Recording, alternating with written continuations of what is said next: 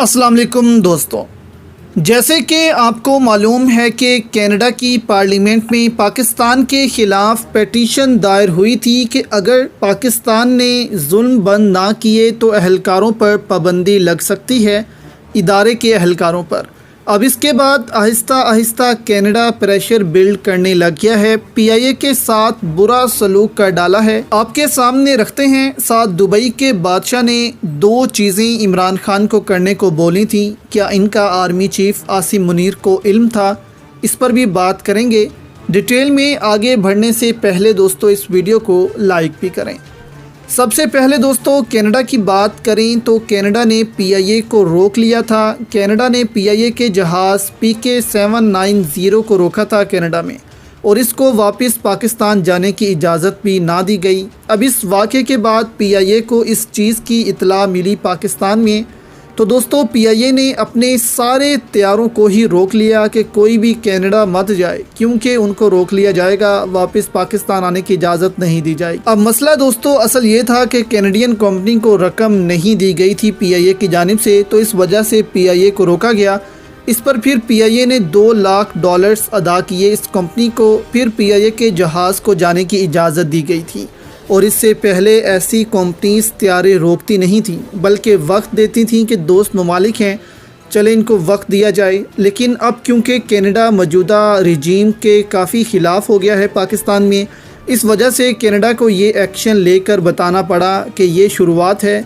अगर अभी भी ह्यूमन राइट वायलेशंस की गई पाकिस्तान में तो और ज़्यादा पाबंदियाँ लग सकती हैं। आपकी राय में दोस्तों क्या कनाडा खुलकर इसमें आवाज़ उठाएगा पाकिस्तान और इमरान खान के लिए, या सिर्फ पार्लियामेंट की हद तक ही रहेगा यहाँ पर कि बस वहाँ ही आवाज़ उठाई जाए? तो इस पर भी आप अपनी राय ज़रूर दीजिए। तो कनाडा ने इस वक्त दोस्तों IMF पर भी प्रेशर बिल्ड करना शुरू कर दिया है कि पाकिस्तान को लोन मत दिया जाए। अब इसके साथ शहजाद अकबर ने भी कुछ बातें दोस्तों बताई हैं इमरान खान के दौरा UAE को लेकर, कि जब इमरान खान की मुलाकात वहां के दुबई के बादशाह से हुई तो उन्होंने किन 2 माफिया का जिक्र किया पाकिस्तान में, या एक को तो आप माफिया कह सकते हैं लेकिन एक को नहीं, लेकिन वो भी बहुत बड़ी रुकावट बना है गैर मुल्की सरमायाकारी के हवाले से। नहीं तो UAE का ये भी कहना था कि अगर ये रुकावटें ना हों तो UAE कब का $50 अरब तक की सरमायाकारी पाकिस्तान में करते। लेकिन पाकिस्तान में बहुत बड़ी रुकावटें डाली जाती हैं ब्यूरोक्रेसी की जानिब से। तो इस मुलाकात में ये जो 2 बातें हुई हैं, ये आर्मी चीफ़ को क्या मालूम थी, उनका जानना ये क्यों ज़रूरी है, इस पर भी बात करेंगे। लेकिन पहले आप ये वीडियो देखें शहजाद अकबर की। ने खान साहब को कहा कि देखिए प्राइम मिनिस्टर साहब, पाकिस्तान के अंदर इन्वेस्टमेंट करने में 2 बहुत बड़े मसले हैं, जिसकी वजह से हम क्या कोई और मुल्क नहीं, कोई भी नहीं आएगा। और उन्होंने कहा जी हम आपको कोई वैसे पैसे पूसे तो दे सकते हैं जिसको मेरी ज़ाती इंटरप्रिटेशन, उसको आप खैरात ही कह लें या ज़कात कह लें। इन्वेस्टमेंट उन्होंने कहा जी पाकिस्तान में कोई नहीं हो सकती। और उसकी जो 2 वजूहात उन्होंने बताई वो बड़ी इंटरेस्टिंग थी। पहली वजह उन्होंने ये बताई कि पाकिस्तान के अंदर उन्होंने कहा जी कि आपके अंदर एक लफ्ज़ है जो मैंने ज़िंदगी में कहीं नहीं सुना, और वो है NOC। उन्हें कहते हैं, वो शेख साहब कहते हैं जी व्हाट इज़ NOC? ये NOC क्या होती है? ये आपने अपने मुल्क में ब्यूरोक्रेसी को एक रेड टेपिज्म डाली हुई है। कहीं वो बिल्डिंग अथॉरिटी आ जाती है, कहीं LD आ जाता है, कहीं CDA आ जाता है, कहीं RD आ जाता है, और जी NOC वहां से बिजनेसमैन को, इन्वेस्टर को इतना तंग किया जाता है कि वो दौड़ जाता है। मजमूई तौर पे जो इशारा था वो पाकिस्तान के अंदर ब्यूरोक्रेसी और रेड टेपिज्म के ऊपर था। दूसरा जो दुबई के रूलर ने हमें कहा, उसने कहा कि दूसरा पाकिस्तान का प्रॉब्लम ये है नैब, कि पाकिस्तान में एक चीज है जी नैब। उधर जो बिजनेसेस हैं, ये चूंकि उनके जो दुबई के रूलर की भी कंपनी थी, उनका शायद कोई केस भी नैब में चल रहा था। उन्होंने कहा जी ये नैब क्या है? आपके मुल्क वाहिद मुल्क है जहां जो बिजनेसमैन है, बिजनेस कम्युनिटी है, उसको नैब उठा के ले जाती है।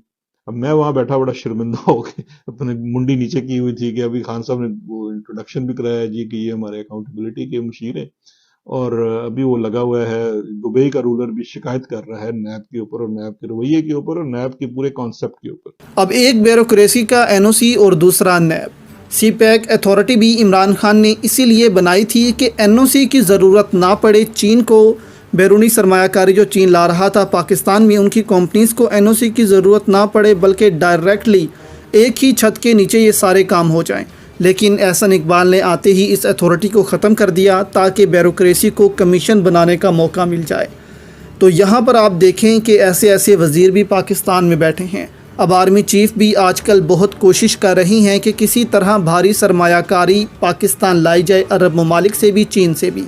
اسی لیے انہوں نے فیسیلیٹیشن کونسل بھی بنائی پاکستان میں، اور اس کا مطلب یہی ہے کہ آرمی چیف کو بھی یہ سب باتیں پتہ تھیں کہ بیوروکریسی کس طرح تنگ کرتی ہے سرمایہ کاروں کو، اس لیے انہوں نے یہ اتھارٹی بنائی تاکہ ایک ہی چھت کے تلے یہ سب کام ہو جائیں۔ لیکن اس کے بعد بھی سرمایہ کاری نہیں آ رہی، تو اس کی وجہ کیا ہے؟